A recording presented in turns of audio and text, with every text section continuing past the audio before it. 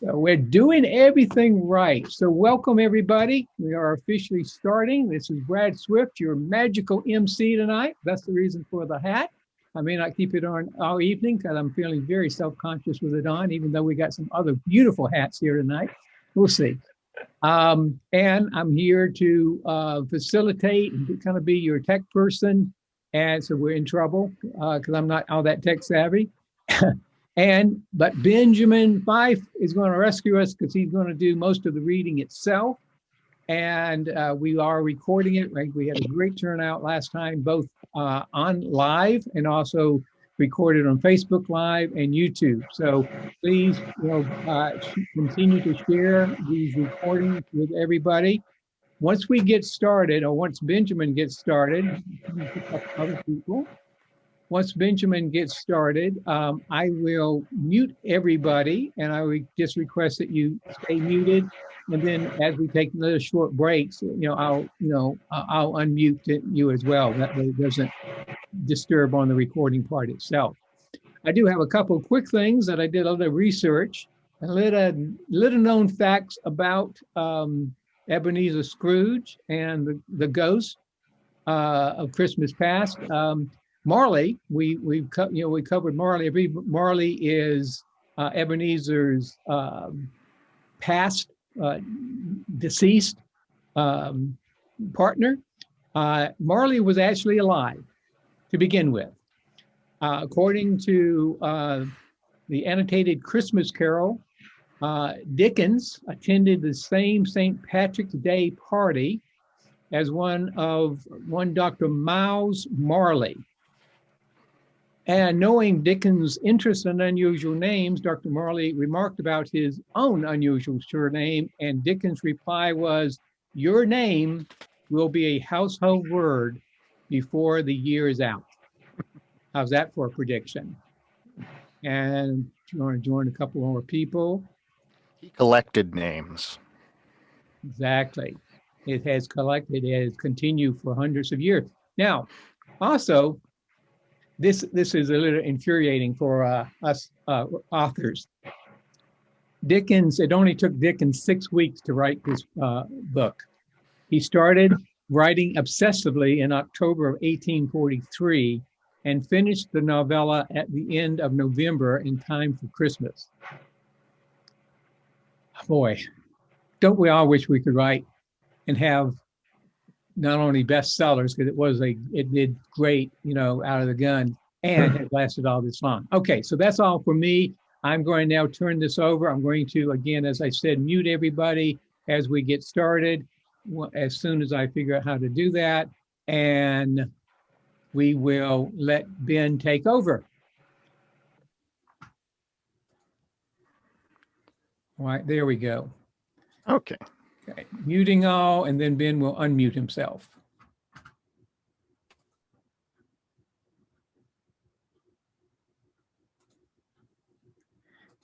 Hold on, we're having trouble muting. Oh, there we go. Okay, I got me. Okay. There we go. We're picking up where we left off with Ebenezer Scrooge and the Ghost of Christmas Past. A lonely boy was reading near a feeble fire, and Scrooge sat down upon a form and wept to see his poor forgotten self as he used to be. Not a latent echo in the house, not the idle swinging of an empty storehouse door, no, not a clicking in the fire, but fell upon the heart of Scrooge with a softening influence, and gave a freer passage to his fears.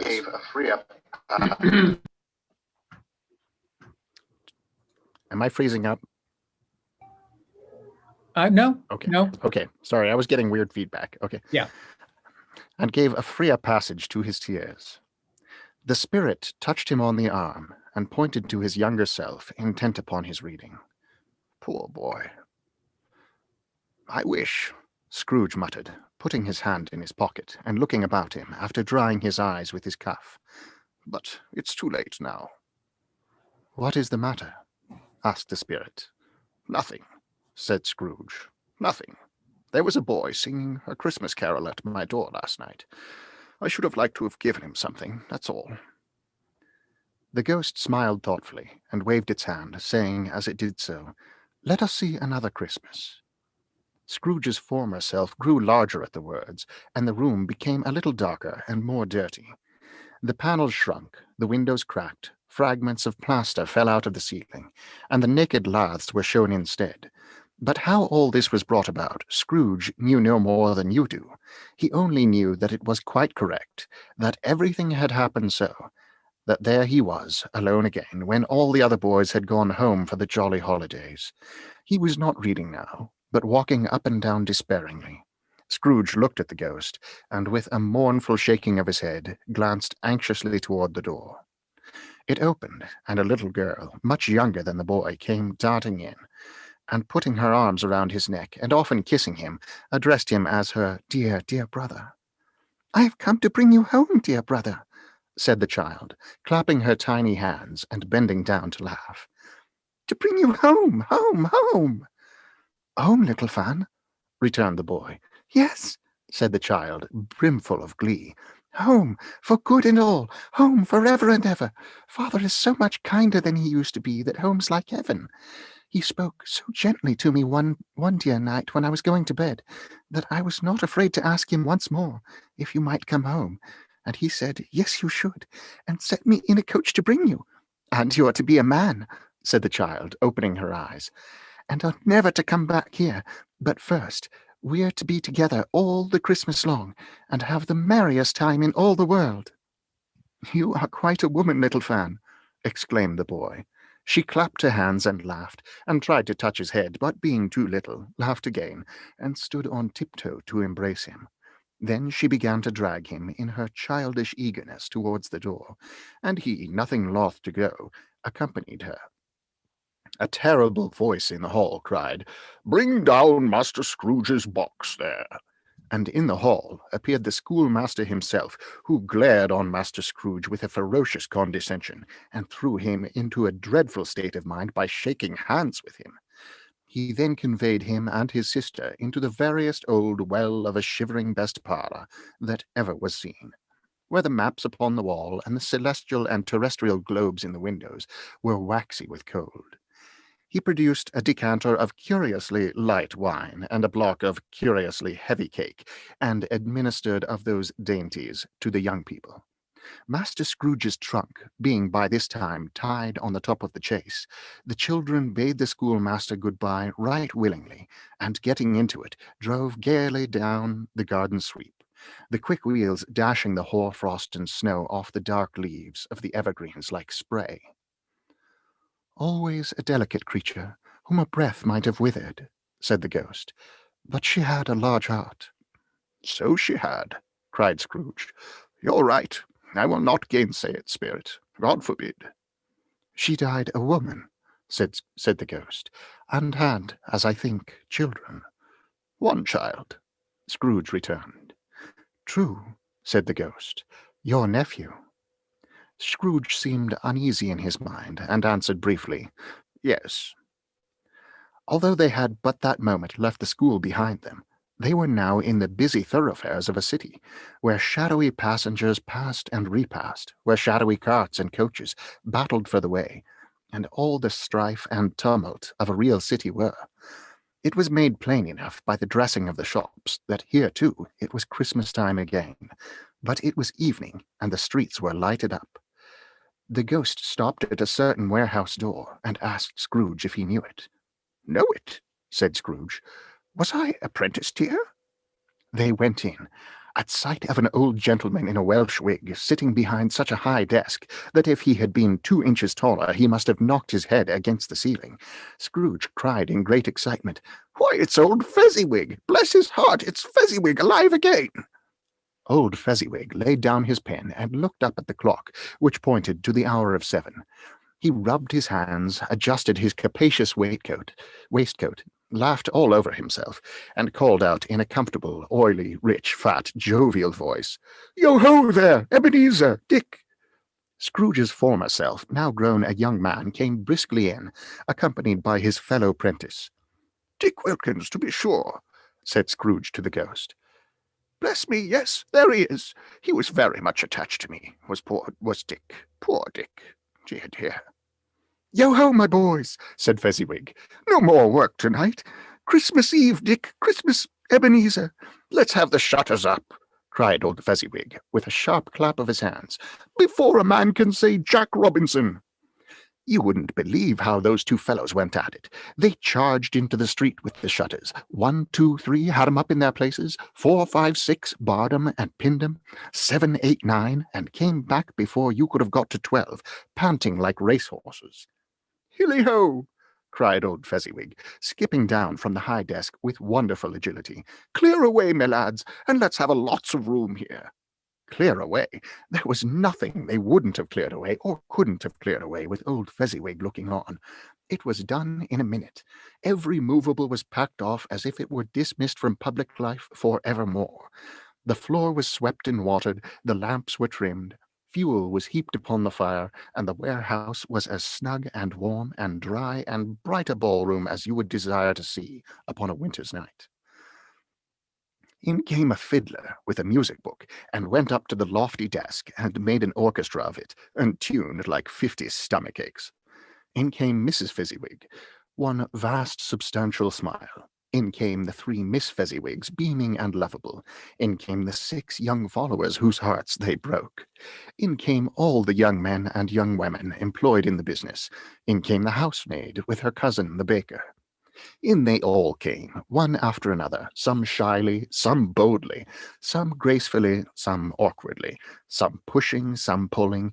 In they all came, anyhow and everyhow.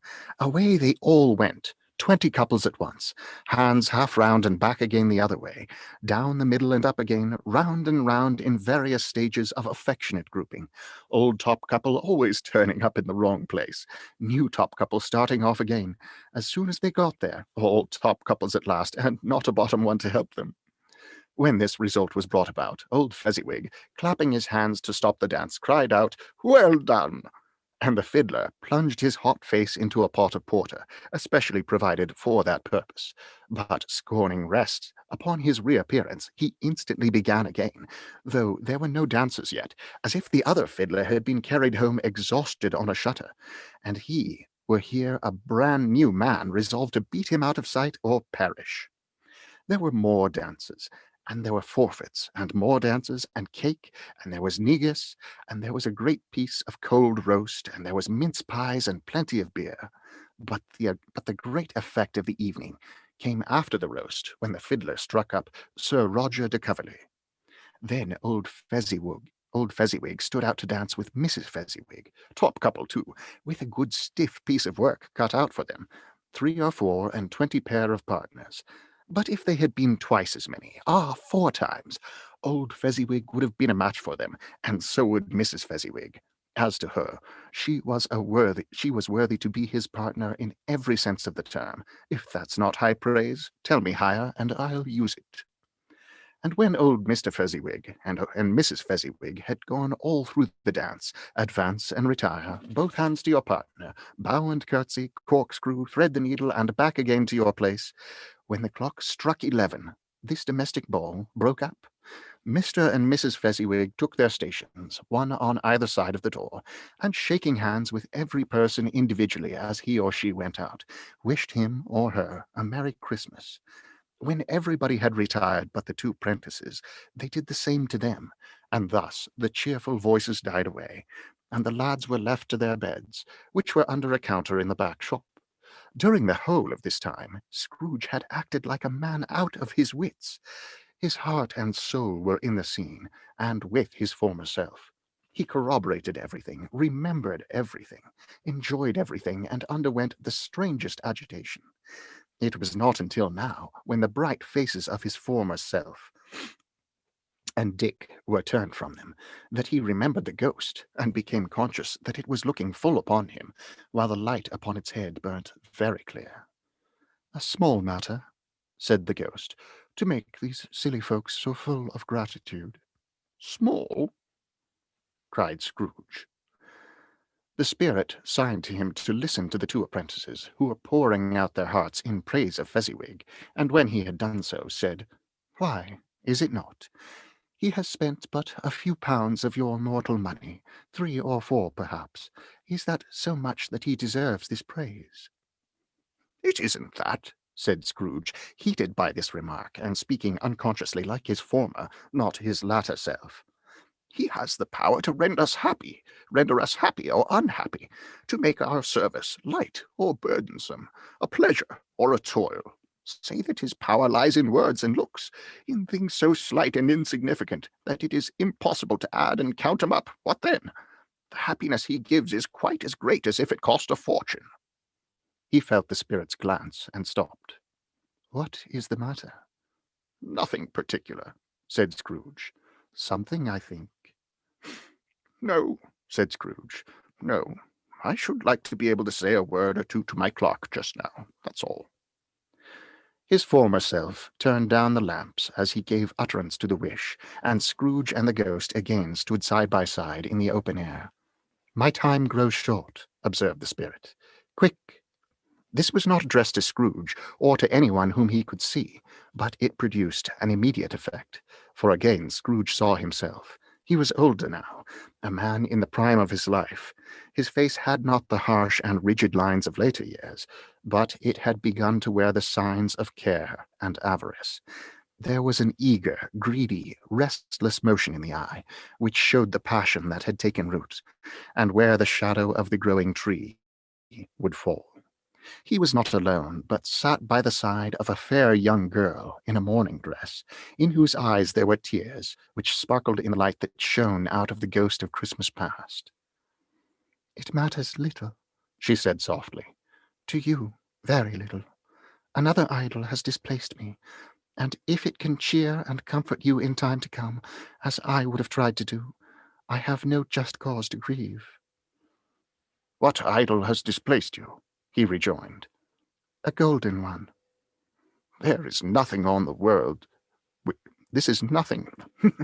There is nothing on which the world is so hard as poverty, and there is nothing it professes to condemn with such severity as the pursuit of wealth." "You fear the world too much," she answered gently. "All your other hopes have merged into the hope of being beyond the chance of its sordid reproach. I have seen your nobler aspirations fall off one by one, until the master passion, gain, engrosses you. Have I not?" "What then?" he retorted. "Even if I have grown so much wiser, what then? I am not changed towards you." She shook her head. "Am I?" "Our contract is an old one. It was made when we were both poor, and content to be so, until in good season we could improve our worldly fortune by our patient industry. You are changed. When it was made, you were another man." "I was a boy," he said impatiently. "Your own feeling tells you that you were not what you are," she returned. "I am. That which promised happiness when we were one in heart is fraught with misery now that we are two. How often and how keenly I have thought of this, I will not say. It is enough that I have thought of it, and can release you." "Have I ever sought release?" "In words, no, never." "In what then?" "In a changed nature, in an altered spirit, in another atmosphere of life, another hope at its great end, in everything that made my love of any worth or value in your sight. If this had never been between us," said the girl, looking mildly but with steadiness upon him, "tell me, would you seek me out now and try to win me? Ah, no." He seemed to yield to the justice of this supposition in spite of himself, but he said with a struggle, "You think not." "I would gladly think otherwise if I could," she answered. "Heaven knows, when I have learned a truth like this, I know how strong and irresistible it must be. But if you were free today, tomorrow, yesterday, can even I believe that you would choose a dowerless girl, you who in your very confidence with her weigh everything by gain, or choosing her if for a moment you are false enough to your one guiding principle to do so? Do I not know your repentance and regret would surely follow? I do, and I release you, with a full heart for the love of him you once were." He was about to speak, but with her head turned from him, she resumed. "You may. The memory of what is past makes me hope you will have pain in this. A very, very brief time, and you will dismiss the recollection of it gladly, as an unprofitable dream from which it happened well that you awoke. May you be happy in the life you have chosen." She left him, and they departed. "Spirit," said Scrooge, "show me no more. Conduct me home. Why do you delight to torture me?" "One shadow more," exclaimed the ghost. "No more," cried Scrooge. But the relentless ghost pinioned him in both his arms, and forced him to observe what happened next. They were in another scene and place, a room not very large or handsome, but full of comfort. Near to the winter fire sat a beautiful young girl, so like that last that Scrooge believed it was the same, until he saw her, now a comely matron, sitting opposite her daughter. The noise in this room was perfectly tumultuous, for there were more children there than Scrooge in his agitated state of mind could count, and unlike the celebrated herd in the poem, were not 40 children conducting themselves like one, but every child was conducting itself like 40. The consequences were uproarious beyond belief, but no one seemed to care. On the contrary, the mother and daughter laughed heartily, and enjoyed it very much, and the latter, soon beginning to mingle in the sports, got pillaged by the young brigands most ruthlessly. But now a knocking at the door was heard, and such a rush immediately ensued that she, with laughing face and plundered dress, was borne towards it, the centre of a flushed and boisterous group, just in time to greet the father, who came home attended by a man laden with Christmas toys and present. Then the shouting and the struggling, and the onslaught that was made of the poor defenceless porter, the joy and gratitude and ecstasy, they are all indescribable alike. It is enough that by degrees the children and their emotions got out of the parlour, and one stair at a time, up to the top of the house, where they went to bed, and so subsided. And now Scrooge looked on more attentively than ever, when the master of the house, having his daughter leaning fondly on him, sat down with her and her mother at her own fireside. And when he thought that such another creature, quite as graceful and as full of promise, might have called him father, and been a springtime in the haggard winter of his life, his sight grew very dim indeed. "Well," said the husband, turning to his wife with a smile, "I saw an old friend of yours this afternoon." "Who was it?" "Guess." "How can I? Tut, don't I know," she added in the same breath, laughing as he laughed. "Mr. Scrooge." "Mr. Scrooge it was.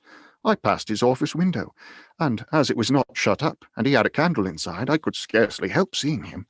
His partner lies upon the point of death, I hear, and there he sat alone, quite alone in the world, I do believe."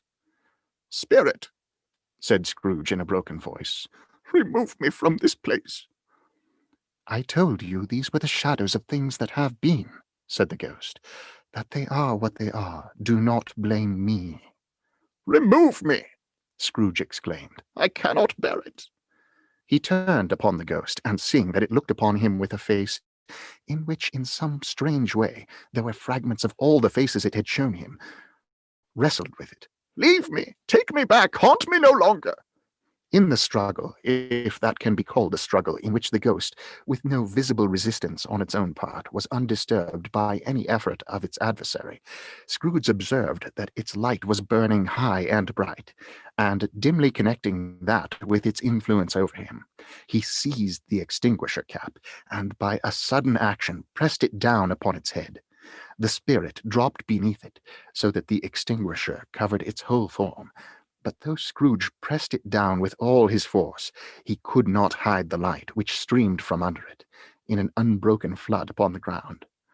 He was conscious of being exhausted, and overcome by an irresistible drowsiness, and further, of being in his own bedroom. He gave the cap a parting squeeze, in which his hand relaxed, and had barely time to reel to bed before he sank into a heavy sleep.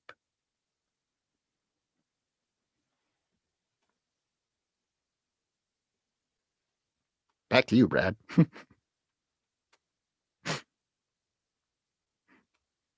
You're There you're we still go. on. There we go. I'm going to invite everybody else to I'll to unmute for just a moment as Ben gets a quick drink of water. At least I hope it's water. And I'm going to add. I sure couldn't drink it this fast if it weren't. Exactly. Might make the talk more lively. That's right. I don't know if he could talk any more lively. So I wanted to add that Dickens, there was something in common that he has with me. He liked to roam the streets during the time that he was writing A Christmas Carol. He would sporadically laugh and weep during the writing process. I think we can all relate to that. Yep. And would take extremely long evening walks through London, quote, when all sober folks had gone to bed. Also, this was the first and last of his writings that Dickens read publicly. He was actually one of the first famous writers to give public readings. And his first reading was of A Christmas Carol, took place in 1853. That gives you an idea of how long this book has been popular. And it had a gathering of 2,000 spectators, pretty similar to the turnout we have tonight, right? And when his health began to deteriorate 17 years later, Dickens gave his last public reading of A Christmas Carol, and he passed away 3 months later. So he had a pretty amazing life. And with that, I'm going to quickly, anybody who'd like to share, come off video if you'd like, and also anybody who'd like to share anything that they're getting out of this before we continue for the next segment with Ben itself. We've got a number of people here that are not on video, and you're certainly fine to do that. And we really encourage you to come off video. One of the things that allows us to do is if you have other people there, we just like to kind of get a head count as to who's there. And if you're there by yourself, that's lovely as well. If you're there with kids or pets, we had, there's our pet, let's see, two of them. Boston, if I remember correctly, those would be Boston Terriers, beautiful dogs. Welcome, Galen. Welcome, Teresa. I know Mary Pat was on video earlier. Again, any comments or questions that you might have, we're going to actually stay after for that bit. Ben and myself will stay after if people have, again, questions about, I don't know, anything about what it is to be a writer, what it is to be an audiobook narrator, anything of that nature as well. But I wanted to give you, let you know that we do appreciate your being here tonight. I see Janelle with her family there, a beautiful Christmas tree. Michael, welcome. Welcome. Good to have you, off video. And I'm going to shut up for a second. I keep saying, do you want to, ask the question, make a comment, and then I keep talking. So your turn. It's really interesting. I've seen and heard various versions of A Christmas Carol during this season from a number of different theatrical groups, and each one, you learn something slightly different and kind of get a different take on the story. So it's very interesting to hear every different version of it. I think it's Goodman Theater in Chicago is doing a radio version of it, which was very interesting, and a couple other theaters around the country. So I appreciate this. Good stuff. Yeah, very good. Yeah, see, A Christmas Carol in some of the different creative ways was actually on national news, I think just last night or night before. And it was like, how could they possibly have missed this Readup? I don't understand. I got to talk to my PR people about that. So thank you for that, Michael. Anybody else? For me, it brings back a lot of wonderful, warm feelings from when I was younger. And I remember, of course, I think Wendy mentioned it last week about radio programs. One that stands out in my mind is Pumpkin. It just brings back wonderfully warm memories that to me are so essential to bringing in the Christmas spirit at this time. And I think at this time especially, it's very important to bring that in. Yes, for sure. Very important this time of the year, and particularly this year itself. Yeah, absolutely. Yeah, very much. Very great. Okay. Thank you for that, Barry. Thank you for everybody for being here. I'm going to now mute everybody, including myself, which I hate to do, as you can probably tell. But I love listening to Ben, so we're going to let him continue. I'm going to mute everybody, and then he'll need to unmute himself as we continue.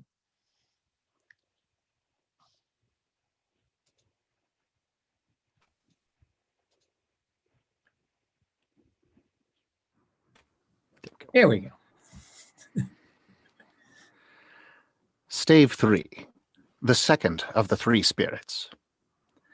Awaking in the middle of a prodigiously tough snore, and sitting up in bed to get his thoughts together, Scrooge had no occasion to be told that the bell was again upon the stroke of 1. He felt that he was restored to consciousness in the right nick of time for the especial purpose of holding a conference with the second messenger dispatched to him through Jacob Marley's intervention. But finding that he turned uncomfortably cold when he began to wonder which of his curtains this new spectre would draw back, he put them every one aside with his own hands, and, lying down again, established a sharp lookout all round the bed, for he wished to challenge the spirit on the moment of its appearance, and did not wish to be taken by surprise and made nervous. Gentlemen of the free and easy sort, who plume themselves on being acquainted with a move or two, and being usually equal to the time of day, express the wide range of their capacity for adventure by observing that they are good from anything from pitch and toss to manslaughter, between which opposite extremes, no doubt, there lies a tolerably wide and comprehensive range of subjects. Without venturing for Scrooge quite as hardily as this, I don't mind calling on you to believe that he was ready for a good broad field of strange appearances, and nothing between a baby and a rhinoceros would have astonished him very much. Now, being prepared for almost anything, he was not by any means prepared for nothing, and consequently, when the bell struck 1 and no shape appeared, he was taken with a violent fit of trembling. 5 minutes, 10 minutes, a quarter of an hour went by, yet nothing came. All this time he lay upon his bed, the core and centre of a blaze of ruddy light, which streamed upon it when the clock proclaimed the hour, and which, being only light, was more alarming than a dozen ghosts, as he was powerless to make out what it meant or would be at, and was sometimes apprehensive that he might be at that very moment an interesting case of spontaneous combustion, without having the consolation of knowing it. At last, however, he began to think that the source and secret of this ghostly light might be in the adjoining room, from whence, on further tracing it, it seemed to shine. This idea taking full possession of his mind, he got up softly and shuffled in his slippers to the door. The moment Scrooge's hand was on the lock, a strange voice called him by name, and bade him enter. He obeyed. It was his own room, there was no doubt about that, but it had undergone a surprising transformation. The walls and ceiling were so hung with living green that it looked a perfect grove, from every part of which bright gleaming berries glistened. The crisp leaves of holly, mistletoe, and ivy reflected back the light, as if so many little mirrors had been scattered there, and such a mighty blaze went roaring up the chimney, as that dull petrifaction of an hearth had never known in Scrooge's time or Marley's, or for many and many a winter season gone. Heaped upon the floor to form a kind of throne were turkeys, geese, game, poultry, brawn, great joints of meat, sucking pigs, long wreaths of sausages, mince pies, plum puddings, barrels of oysters, red-hot chestnuts, cherry-cheeked apples, juicy oranges, luscious pears, immense twelfth cakes, and seething bowls of punch that made the chamber dim with their delicious steam. In easy state upon this couch there sat a jolly giant, glorious to see, who bore a glowing torch in shape not unlike Plenty's horn, and held it up, high up, to shed its light on Scrooge, as he came peeping round the door. "Come in," exclaimed the ghost. "Come in, and know me better, man." Scrooge entered timidly, and hung his head before the spirit. He was not the dogged Scrooge he had been, and though the spirit's eyes were clear and kind, he did not like to meet them. "I am the ghost of Christmas present," said the spirit. "Look upon me." Scrooge reverently did so. It was clothed in one simple green robe or mantle, bordered with white fur.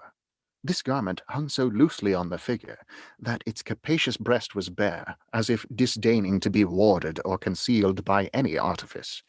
Its feet, observable beneath the ample folds of the garment, were also bare, and on its head it wore no other covering than a holly wreath, set here and there with shining icicles.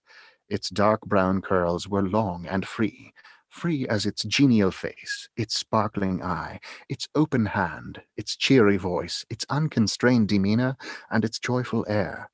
Girded round its middle was an antique scabbard, but no sword was in it, and the ancient sheath was eaten up with rust. "You have never seen the like of me before," exclaimed the spirit. "Never have walked forth with the younger members of my family, meaning, for I am very young, my elder brothers born in these latter years," pursued the phantom.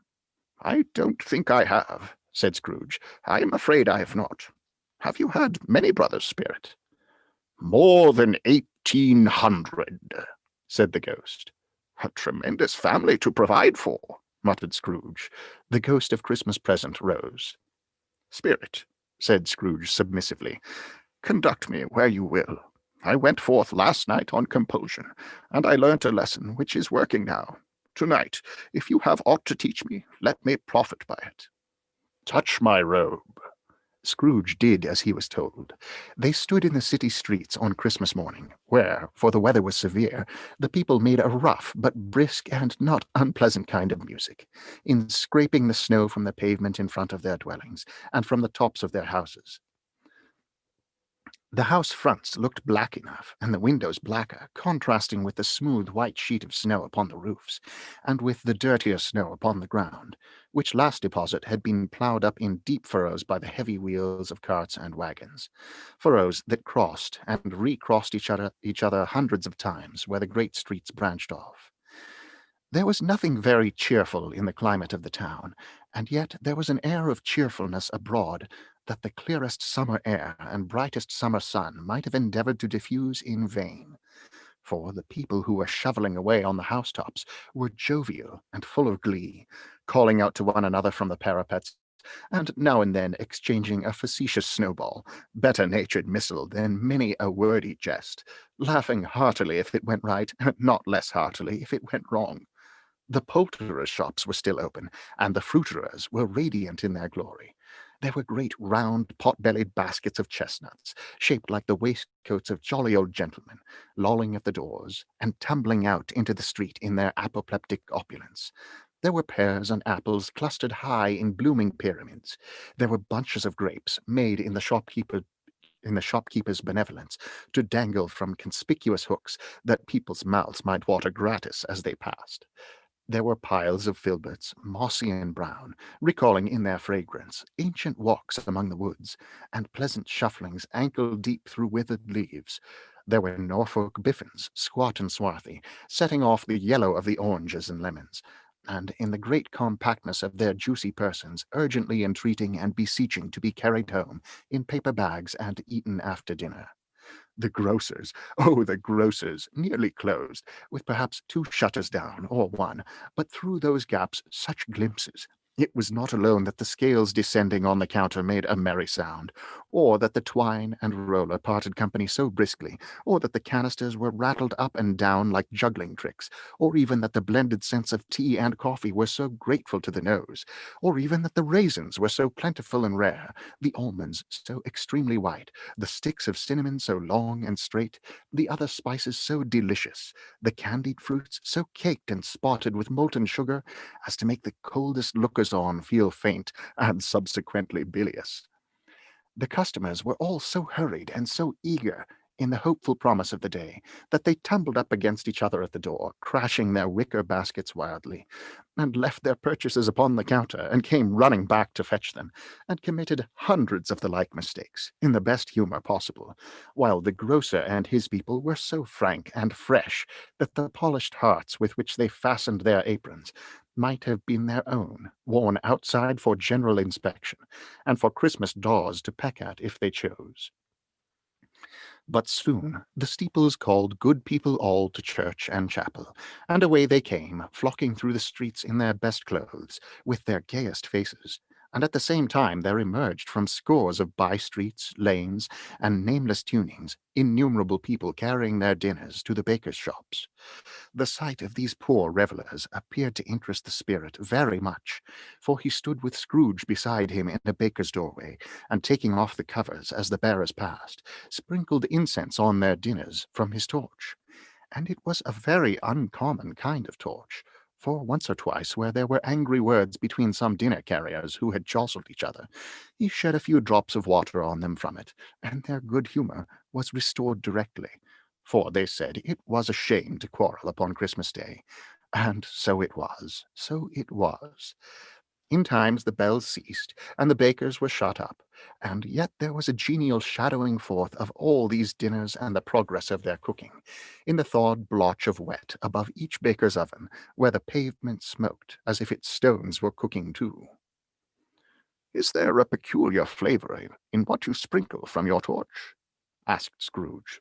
"There is, my own." "Would it apply to any kind of dinner on this day?" asked Scrooge. "To any kindly given, to a poor one most." "Why to a poor one most?" asked Scrooge. "Because it needs it most." They went on, invisible as they had been before, into the suburbs of the town.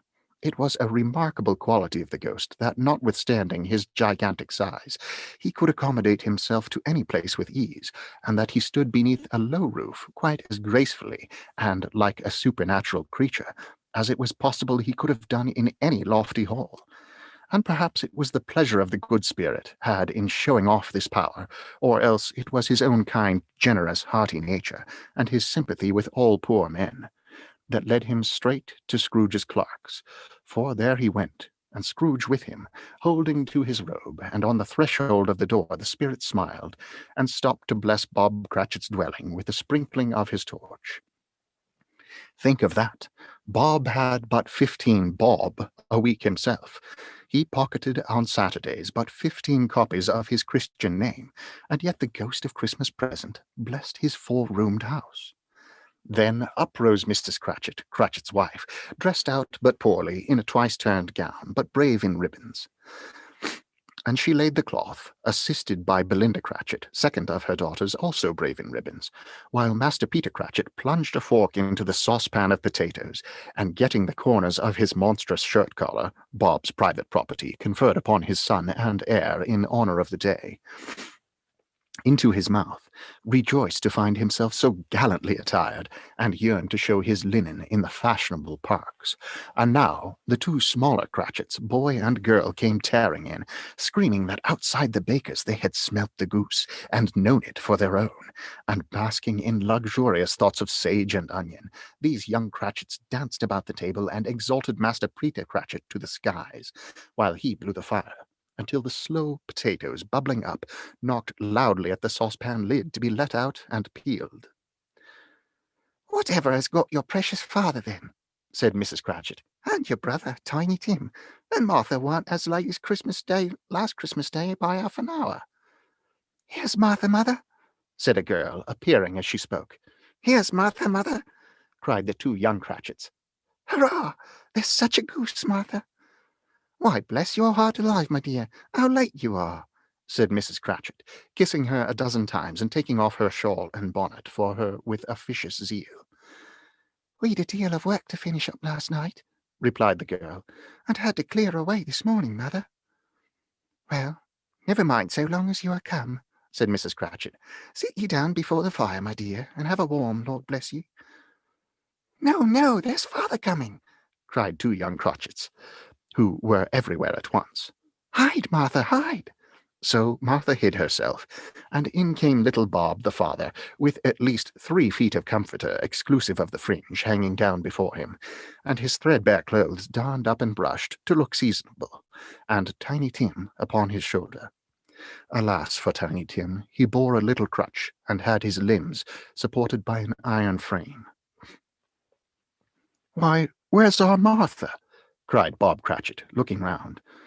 "Not coming," said Mrs. Cratchit. "Not coming?" said Bob, with a sudden declension of spirits, for he had been Tim's blood horse all the way from church, and had come home rampant.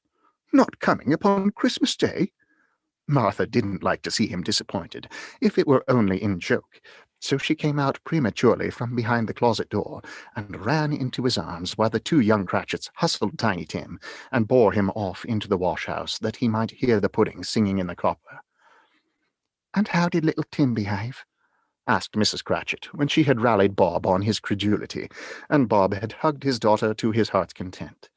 "As good as gold," said Bob, "and better. Somehow he gets thoughtful sitting by himself so much, and thinks the strangest things you ever heard.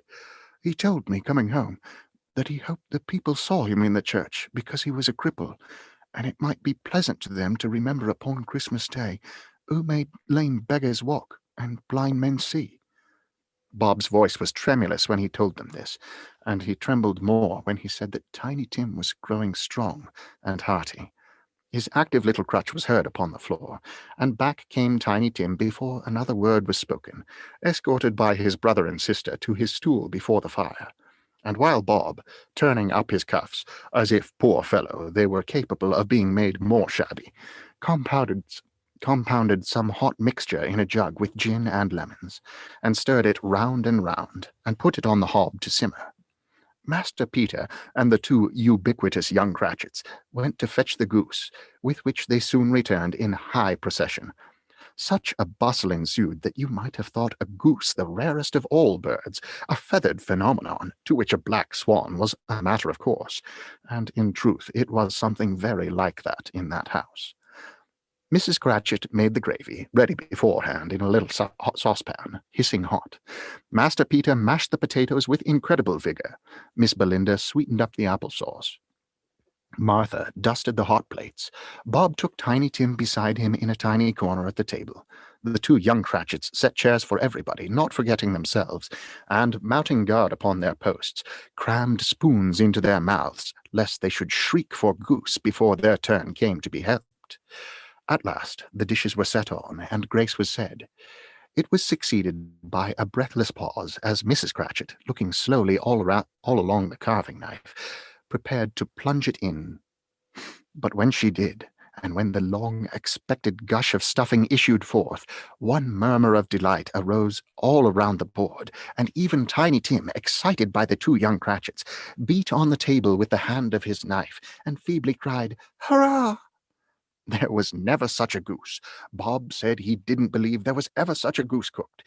Its tenderness and flavor, size and cheapness, were the themes of universal admiration. Eked out by applesauce and mashed potatoes, it was a sufficient dinner for the whole family.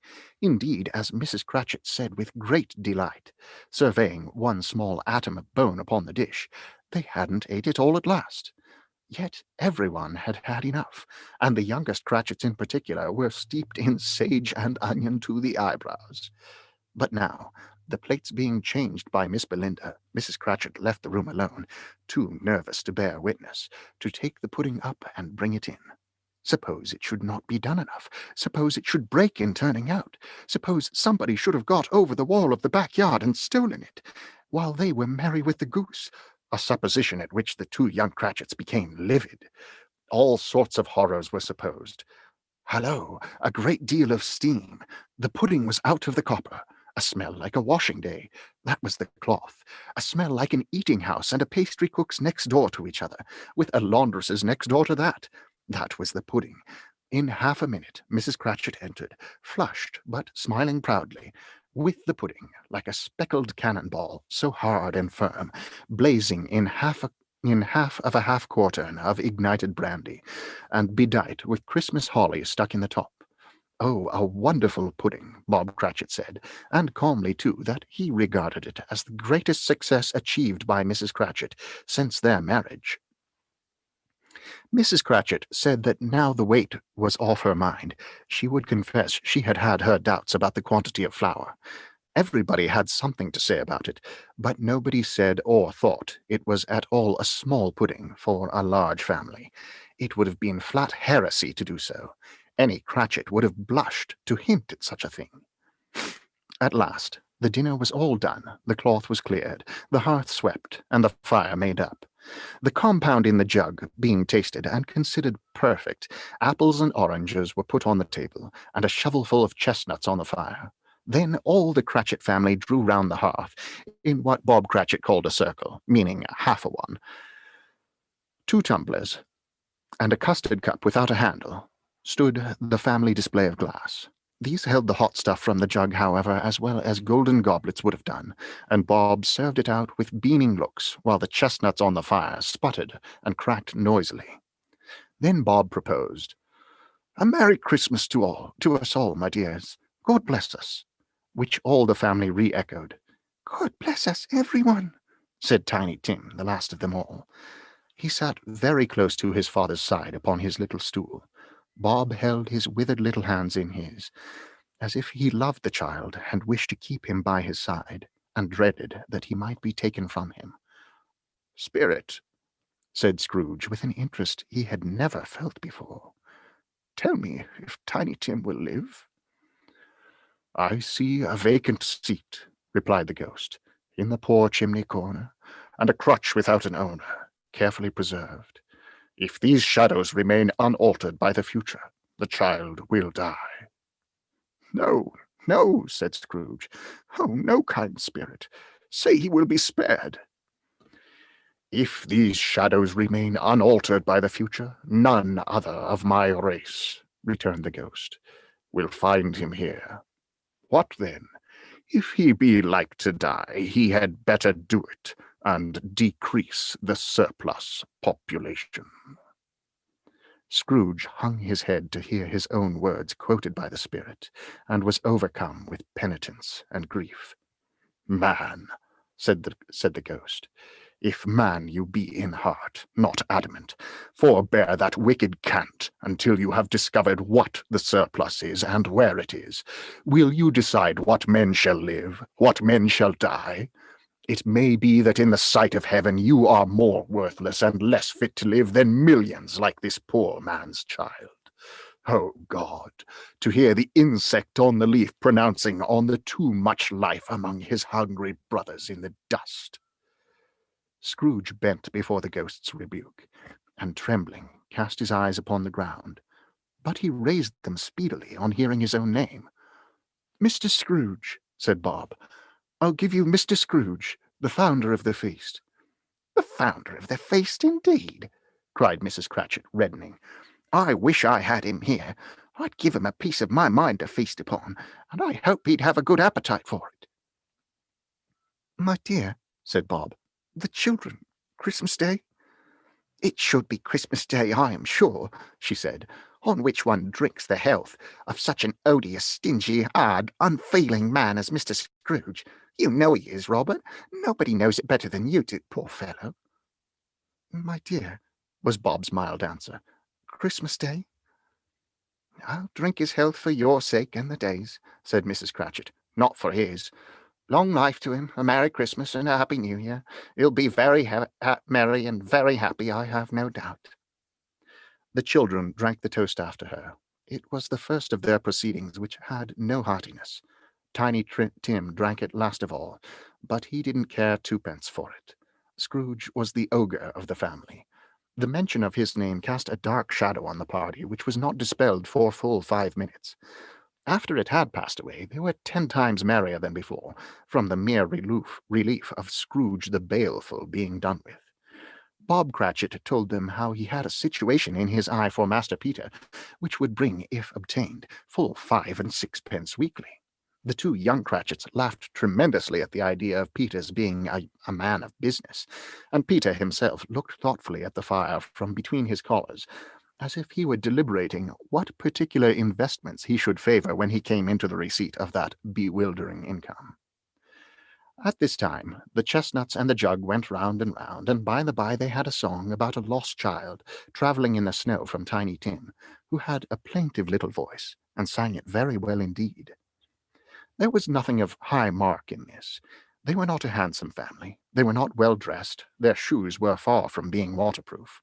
Their clothes were scanty, and Peter might have known, and very likely did, the inside of a pawnbroker's. But they were happy, grateful, pleased with one another, and contented with the time, and when they faded, and looked happier yet in the bright sprinklings of the spirit's torch at parting, Scrooge had his eye upon them, and especially upon Tiny Tim, until the last. By this time it was getting dark, and snowing pretty heavily.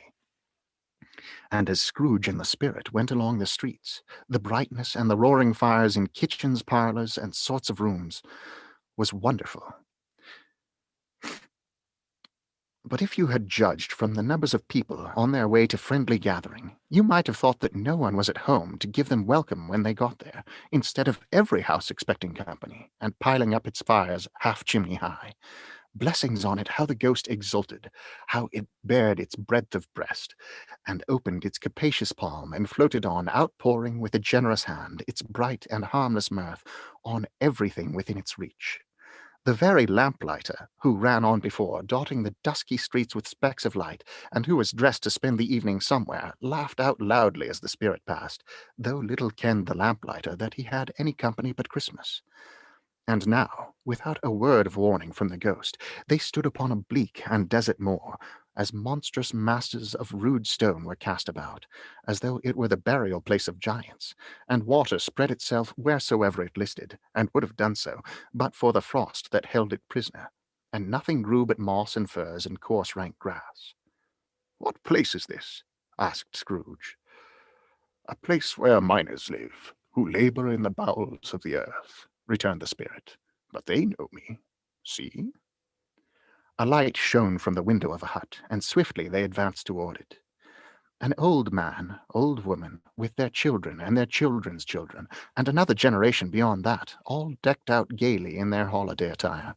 The old man, in a voice that seldom rose above the howling of the wind upon the barren waste, was singing them a Christmas song. It had been a very old song when he was a boy, and from time to time they all joined in the chorus. So surely as they raised their voices, the old man got quite blithe and loud, and so surely as they stopped, his vigor sank again. The spirit did not tarry here, but bade Scrooge hold his robe, and passing on above the moor, sped whither? Not to see, to see. To Scrooge's horror, looking back, he saw the last of the land, a frightful range of rocks behind them, and his ears were deafened by the thundering of water as it rolled on and roared, and raged among the dreadful caverns it had worn, and fiercely tried to undermine the earth. Built upon a dismal reef of sunken rocks, some league or so from shore, on which the waters chafed and dashed the wild year through, there stood a solitary lighthouse. But even here 2 men who watched the light had made a fire, that threw the loophole in the thick stone wall out a ray of brightness on the awful sea.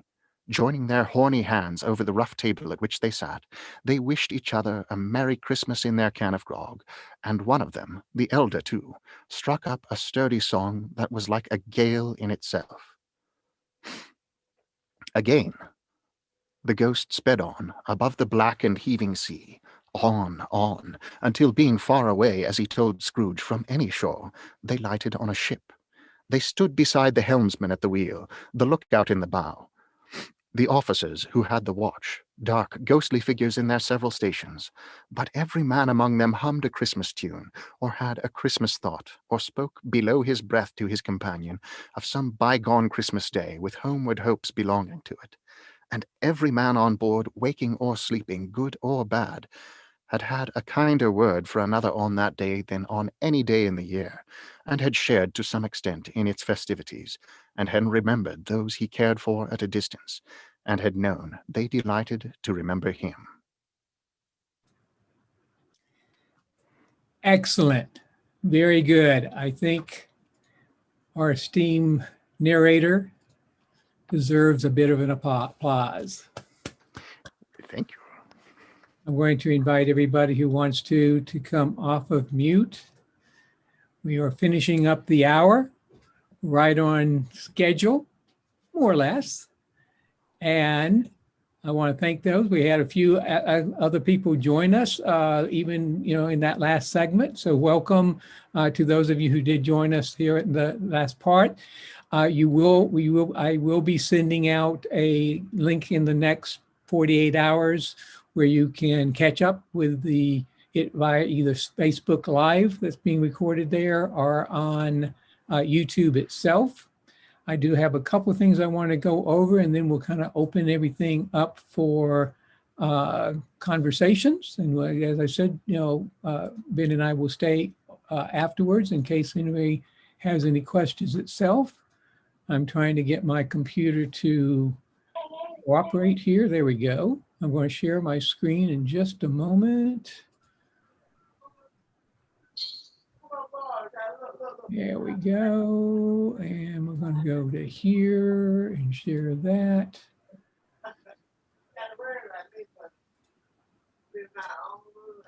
So we do have one more time next week on the 22nd. That's just 3 days before Christmas itself. Again, it's Tuesday. We'll start at the same time, 7 to 8.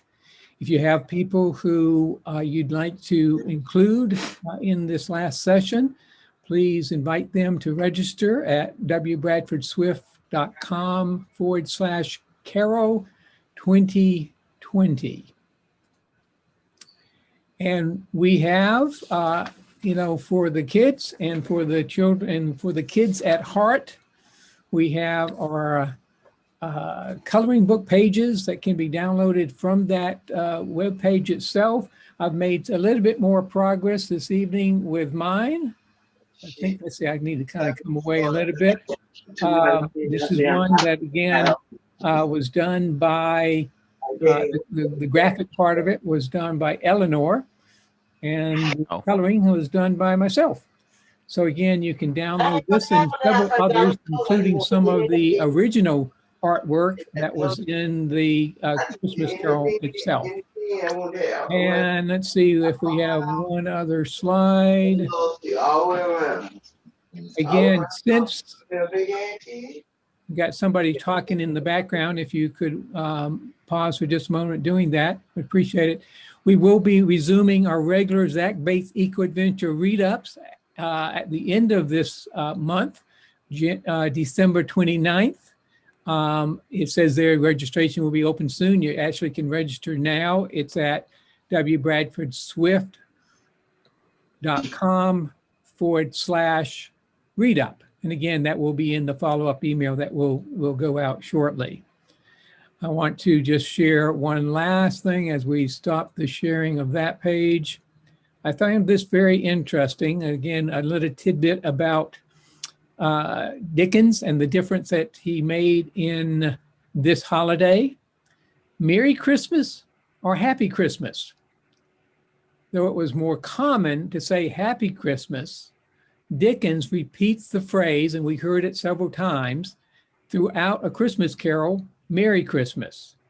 So when Dickens' novella became wildly successful, the phrase Merry Christmas was popularized and became the standard Christmas greeting. So if you've ever wondered where that came from, you can blame it on Charles Dickens or attribute it to Charles Dickens. I think that sounds a little better. Again, thank you everybody for coming. We had a great turnout. If you would like to make a comment and or ask Ben or myself any questions, I'm going to take this off now because maybe I'll wear it next time. Who knows? Who knows what I'll find in my attic, between now and next week. Again, any questions and or comments, either from the adults or the kids, please come off mute if you are on mute. And if you are going to share something, come on to video so I can see and I can call on you. Just don't worry about the electronic. Just raise your hand if you have something you'd like to say by way of completing tonight. Yes, it looks like we have Galen like to say something. Yes, Galen. Yes, hello, Brad. Thank you so much for coordinating all this and assembling it. This is the second one we've attended, so thank you very kindly for doing that. My question really goes to Ben. Mm-hmm. Back in the day, I did some time on the radio, and I know that training your voice and all the that foundation takes a little bit of time. And so I wondered if you could share, even for the younger audience, what training you went through, and maybe if you have a favorite impersonation, you could give us a little sample, a little flavor of that. Well, I took drama all through high school. the biggest training that I've had, honestly, has been reading to my own family. And that's what got me most interested in narrating audiobooks. And I still read to them every night. Well, we take, a night off for date night for my wife and I. But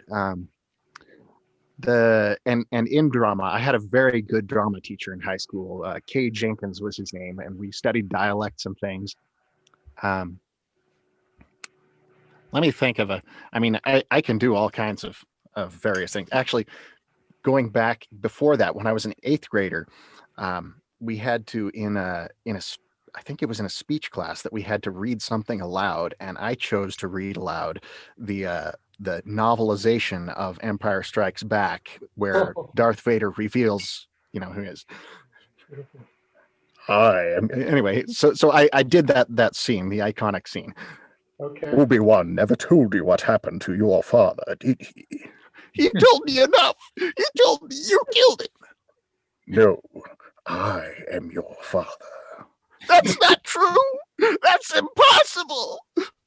Anyway, so that's, I'm a geek too, so. No wonder we get along so well. Yeah. And I could do Yoda also if you like, since Frank Oz will not do the voice of Yoda when he's not actually being Yoda. He won't do any of the voices that he does, except for when he's actually there. But yeah, that's, we're 900 years old. Your age look as good. You will not. Anyway, so. That's great. Well done. Thank you. My favorite thing to do in audiobooks is dragons. I adore narrating dragons.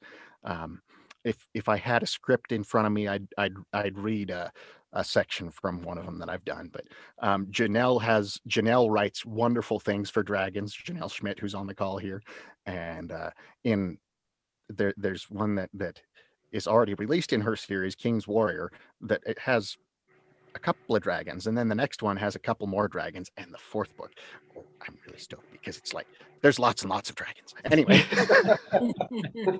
Well, as speaking of not just dragons, but also authors, one of the things that we plan to present and make available in the new year are guest author events.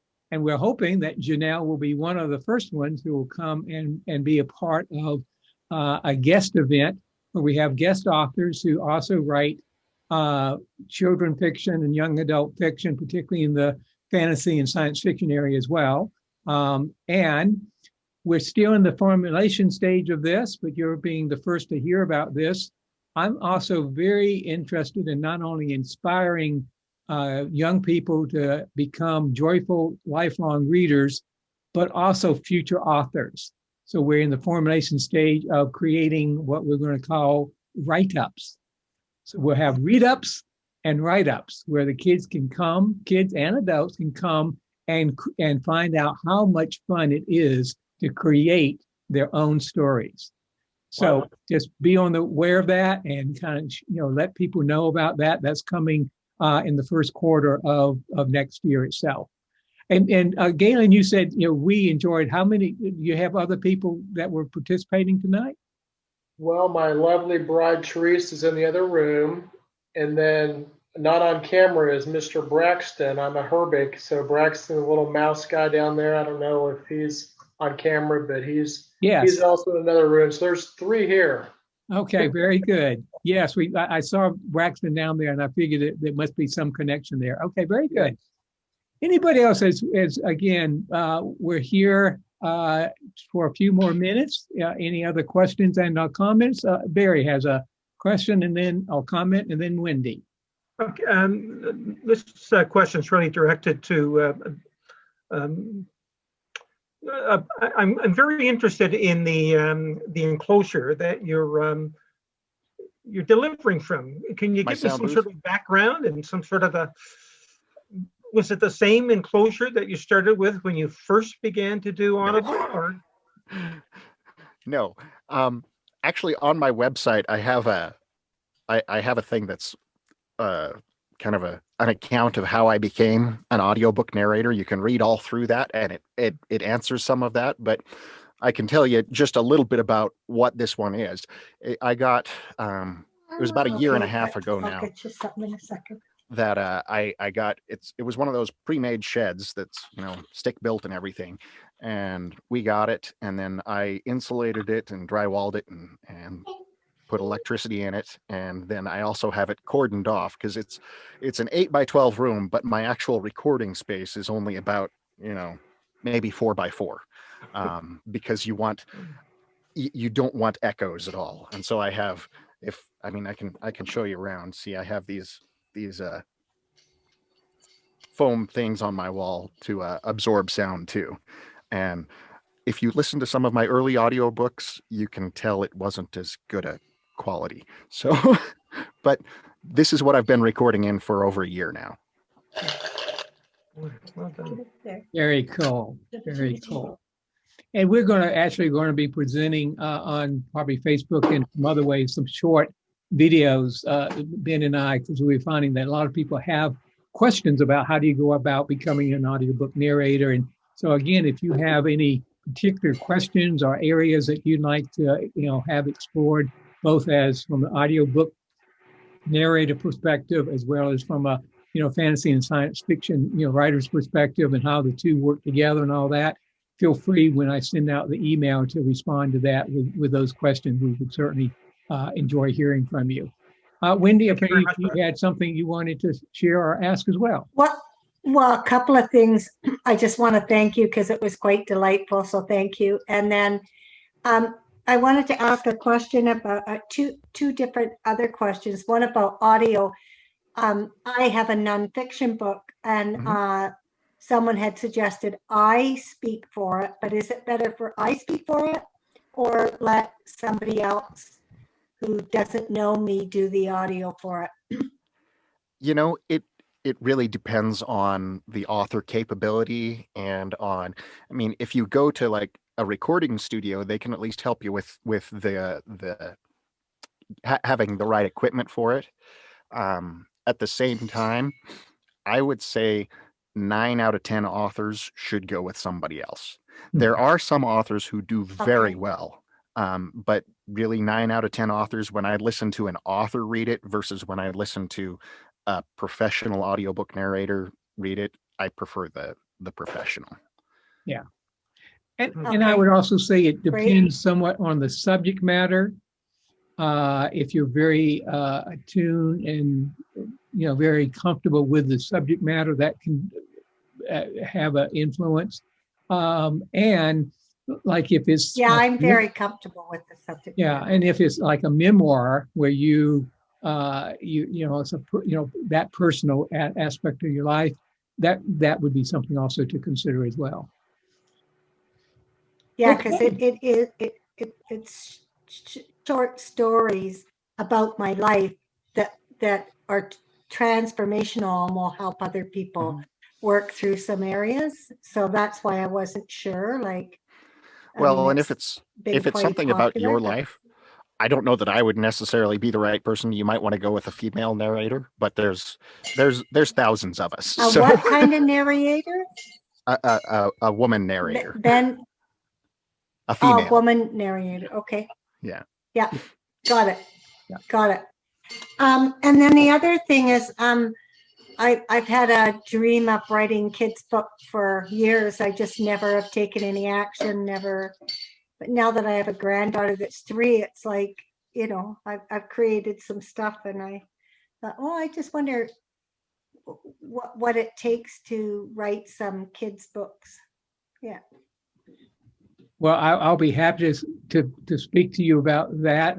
Again, it depends on if you're talking about a picture book or a children's, like a chapter book, middle grade book itself. I feel very confident in talking about the latter. Not so much about, picture books, because I don't do picture books, but I do have some resources because I've had a number of other people ask about picture books. Some other resources I can point you to online that will, I think, be very helpful with that. So let's just, connect. Great. Thanks, Brad. Connect offline. Okay, we're going to complete this. I actually have another call that starts right now. So I want to again thank you everybody, and we will speak to you all. Hopefully, hope you all are here, and maybe others, your friends and family, next week as we complete A Christmas Carol. Good night, everybody. Good Merry night. Christmas. Thank you very much. Thanks. Thank you. Night. It was great.